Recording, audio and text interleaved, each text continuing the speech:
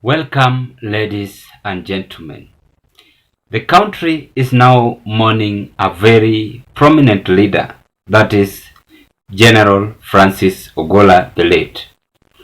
We recall on how Ogola used to work under Kenya Kwanza administration. Within the period of months or the year one or year they were given the power by President William Samoei Ruto in the office. But there is a summary here I want us to discuss on. It has flashed back me on the late Orua Ojode, George Saitoti, Lona Labosho, Kipkalius Kones, and the rest. We recall 2012.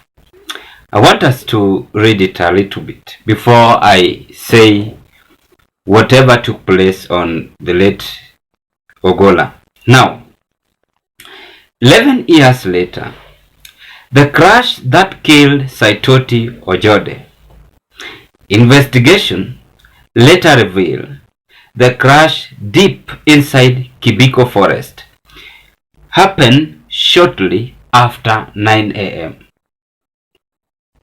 In a summary, in a report released by the Commission in October 2012, pilot error bad weather. You understand? And the condition of the helicopter battery were listed as some of the possible causes. According to the report, the two pilots were not fully experienced to fly in bad weather. This has brought a devastating news in our country by that time. I want us to have this discussion on Francis Ogola before I say more updates on his death. My condolences to the family members. Now, there is something which President said here. Coming from the nation, a Kenya Defense Forces KDF helicopter has crashed and caught fire in Senda area on the border of West Pokot and Elgeyo Marakwet counties. The chopper was carrying Chief of Defense Forces Francis Ogola. According to the police, 5 occupants of the chopper have died while 3 have survived. The 3 survivors have been airlifted by a second KDF aircraft. That is whatever took place today. And Mike Sonko is coming here with, by that time, and confirming to us those who died. Confirmed dead, Mike Sonko. Number 1, Ogola General. Number 2, Brigadier Said. Number 3, Col Keitany. Number 4, Captain Sora. Number 5, Sergeant Omondi. Number 6, Captain Litali. Number 7, we have Sergeant Nyawira. Number 8, we have Col Sawe. Those are the people who died immediately. The issue of chopper crash is now becoming numerous to our country. General Ogola is not the only person who had experienced this. The late. We recall 2 weeks ago, we saw the Cabinet Secretary of Transport and Communication, that is Kipchumba Murkomen, almost lost his life. I don't know the mechanics who are handling the chopper have forgotten their work, or it is just human error. I think something should be done. As much as we are saying it is human error, but it is very sad. It has now led to a deadly crisis. I can say that General Ogola was a man with integrity, and he was a man with full of vision to this our country. In an interview which was done by him at KBC on his plan on whatever he wants to do to the country, can tell you a lot. You know, Ogola took over from Kibicho. We recall that. And this is now raising a lot of questions. Even the MPs are now demanding what is behind the chopper crash. Let's take a look and listen to General Ogola, the last interview before his death. Able to engage with you and by extension other Kenyans who are watching. I've been in the office now close to 100 days. When I took over, my first aim was to understand my role, and then secondly engage the entire military to appreciate my vision and what I want to achieve. So in the last 100 days, I've been able to elaborate on my vision, which I've crystallized, with a phrase of one force, one mission. To be able to bring everybody together, to understand what our role is, and focused on the one mission we have of defending the sovereignty of the Republic of Kenya. I have also, in the last 100 days, been able to appreciate the entire force, be able to visit the locations where we are deployed, both internally and externally, and I more or less have an understanding of the entire force, and also been able to articulate where I want to take the force to be an effective military in performing its mission. In terms of enhancing Kenya's territorial integrity, what would you say is what KDF has been able to achieve towards that front, because that's part of your mandate? Without going into much details, Kenya is secure along its borders because of us in KDF. We'll be judged by the effectiveness of how we perform our duty. And currently, by and large, other than some minor incursions which are reported here and there, we are secure. And even those incursions, they are not just happening, we are dealing with them. Let's go back to your phrase, the one force, one mission. There's so much going into, militaries around the world. There's so much going into the modernization of the military to deal with emerging challenges. You can probably take us through what KDF is doing, of course, in line with your mission of one mission, one force, one mission. Militaries all over the world evolve, and threats to national security change every day. So we must keep on evolving, equipping ourselves to be able to mitigate any emerging threats. So if you hear of military modernization, it's not just a time to go and buy more weapons. We evaluate the threats, the possible threats that are there, and how to mitigate them. And when we realize that some of the equipment or strategies that we have had have some gaps, then we modernize to close these gaps so that we are always capable of defending the Republic.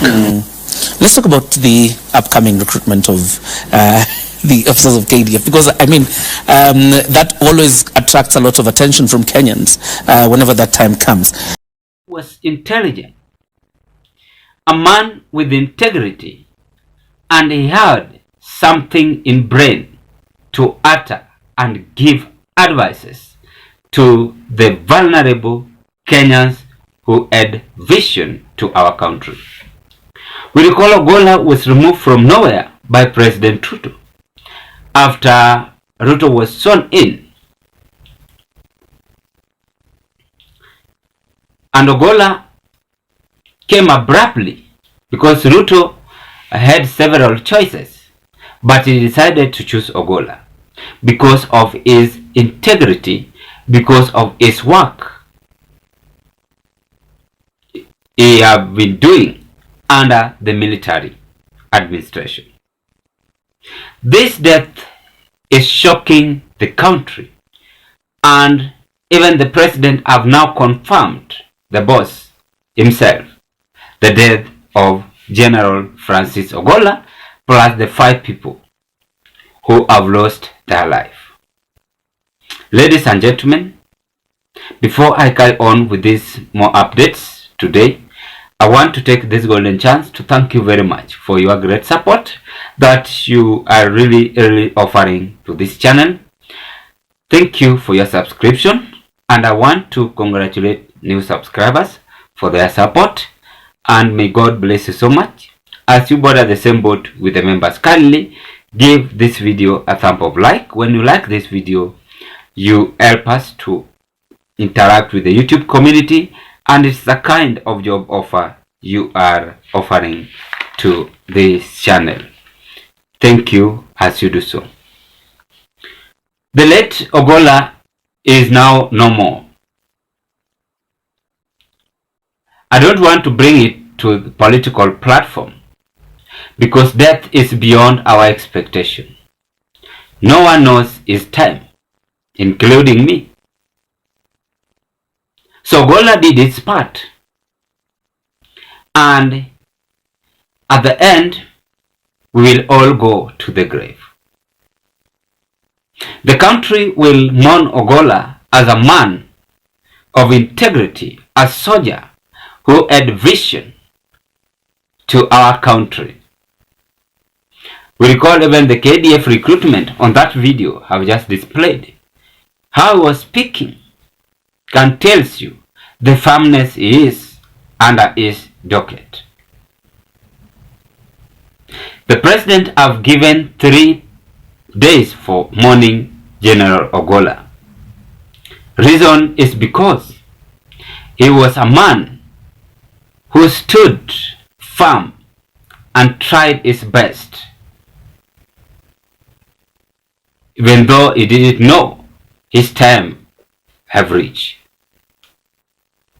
This is very painful, and it has been described as a deadly crisis moment. I don't know what always brings this crash of helicopters. As I begin by the late Saitoti Orojode, how they had a chopper crashed in Ngong Forest, and they all lost their life. As much as they are human errors, above all, God is the one who knows everything on someone's death. I want to say lastly that this is very sad moment. You have not even completed 2 years in the office, but he is no more. People can say several things about that. People can comment and come out with a resolution, but I don't want to make it to be a political issues, but just to paraphrase whatever took place in Elgeyo Marakwet. Remember, he was going to a government function He was going to a government function. May his soul rest in peace, and I condole with the family members on this day. Ladies and gentlemen, what can you say about the soldier who have left Kenyans with so many sorrows? Based on his performance, plus the people I have mentioned, they are very important people, like Brigadier Said, Col Koitang, and Sergeant Atam Nyawira. What can you say about them? It's very sad and very, very shocking news.